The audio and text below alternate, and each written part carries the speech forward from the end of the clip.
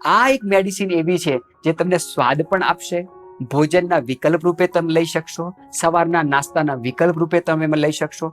ભોજન, નાસ્તો અને મેડિસિન ત્રણેયનું કોમ્બિનેશન એટલે બાવળ અને ખેરના ગુંદરની રાબ. શું કરવાનું છે? 50 ગ્રામ બાવળનો ગુંદર લેવાનો છે, 50 ગ્રામ ખેરનો ગુંદર લેવાનો છે, એનો પાવડર કરીને રાખવાનો છે. તમે લોખંડની કડાઈ લીધી, આ બંનેના ગુંદનો પાવડર છે 1 ચમચી નાખશો, એને શેકવાનો છે, પરંતુ ઘી સાથે શેકવાનું છે. જ્યારે આ પાવડર ઘી સાથે શેકો છો ત્યારે આપણે બધાએ જોયું હશે, અનુભવ્યું છે કે એ ફૂલવા લાગશે અને બિલકુલ નરમ થઈ જશે. તો 5 થી 10 મિનિટ એને શેકશો, એ બિલકુલ બ્રાઉન કલરનો થઈ જશે ત્યારે તેની અંદર 1 ગ્લાસ પાણી નાખો અને એને ઉકાળો. એ શેકેલો ગુંદર પાણીમાં બિલકુલ મિક્સ થઈને ઓગળી જશે.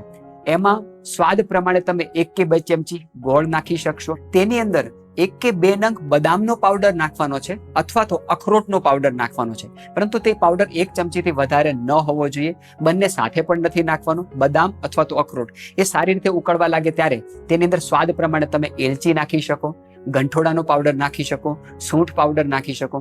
તેની અંદર થોડી માત્રામાં કોપરું ખમણી પણ નાખી શકો. ગ્રીસ ઓછું થઈ ગયું છે, લુબ્રિકન્ટ બિલકુલ પૂરું થઈ ગયું છે, એના કારણે ઘૂંટણમાંથી દુખાવા થાય છે, કટકટ જ્યારે અવાજ આવે છે, આ ખેર અને ગુંદરની રાબ જે છે એ ઘૂંટણના દુખાવાથી બચવા માટે શ્રેષ્ઠ મેડિસિન, ભોજન કે ટોનિકનું કામ કરે છે.